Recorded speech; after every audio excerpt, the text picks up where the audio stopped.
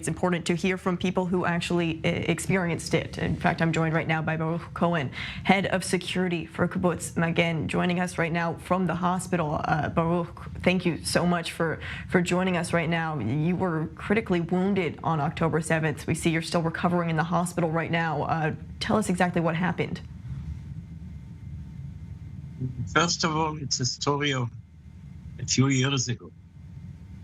During those years, I was, I think, the only one, or maybe me and another one, that say that the story that we are speaking about should happen one day.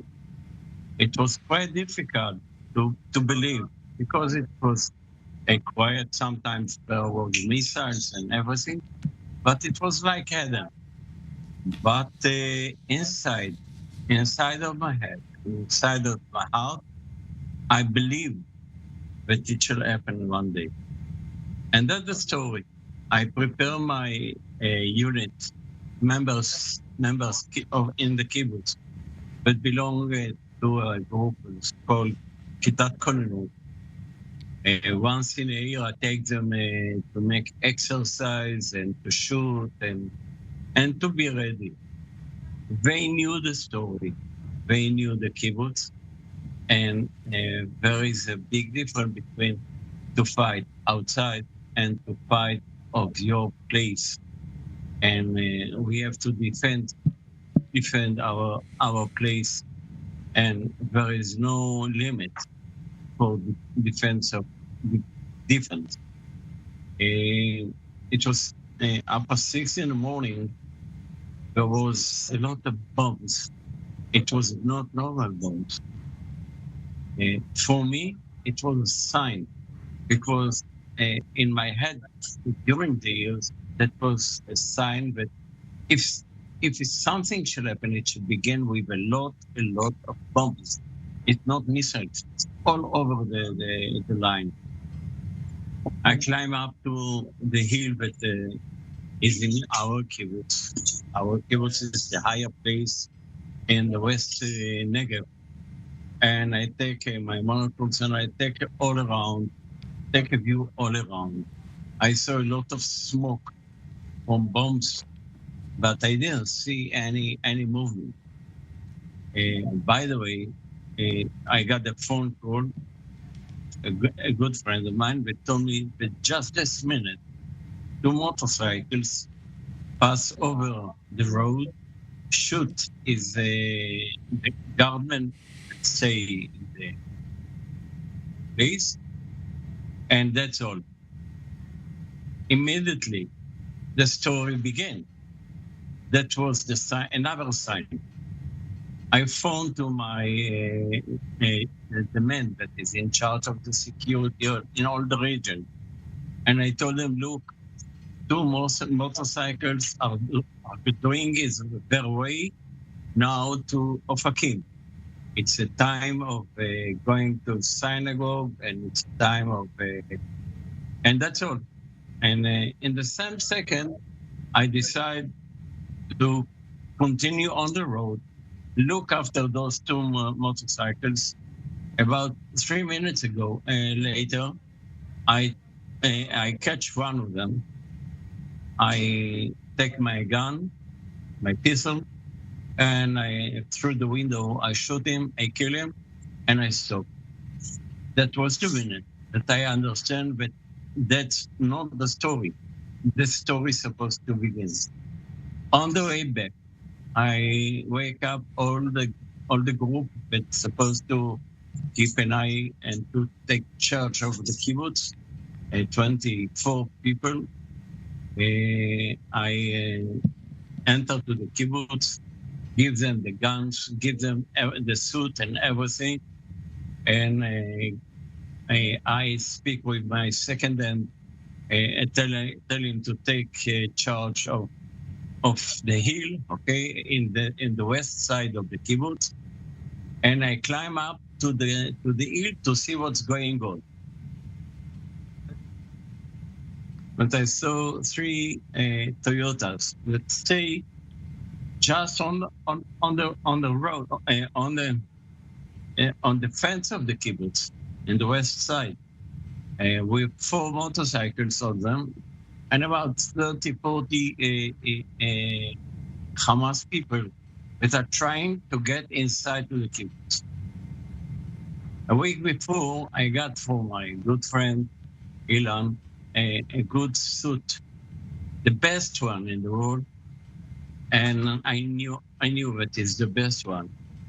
I got a hat that is the best one in the world, and as I saw those people, I understand that the only way to stop them to go and to enter to the kibbutz, because as they enter to the kibbutz, it's another story. It's quite difficult to find them, and as they are staying on the fence, it's easy for us to kill them.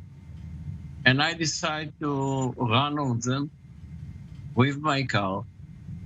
It's about 200 meters, something like that. During the time that I'm running and trying to kill them by my wheels, I take my gun and I shoot them a lot of magazines. That was the beginning of the shooting in Magen. I tried to make a kind of circle, and I got the missiles into my car, and I continue the way. During this time, all my heroes in the kibbutz, the people that belong to me, that are part of me, people that I train them and give them all the ammunition and everything, there was the fighters that didn't let those Hamas people to pass over the line. They fight about 6 hours alone. A few minutes after that I make the circle and got the missile, I understand that I have no leg. I wait to the car to stop because it was on a movement. I take away I got a special bandage to close the bleeding. And I open the door. I call one of my friends that was staying behind me, come, make me the bandage on the leg, and continue to shoot. He put me the bandage. I was staying about an hour behind the wheels of my car. I heard the shooting. During this time, I tried to speak with my friend that was around me. And if there was no ammunition, I told them from where to get it. And all kinds of those things. About an hour later, they asked me to climb up my hands. And I feel that two of my friends carry me on the floor to a better place.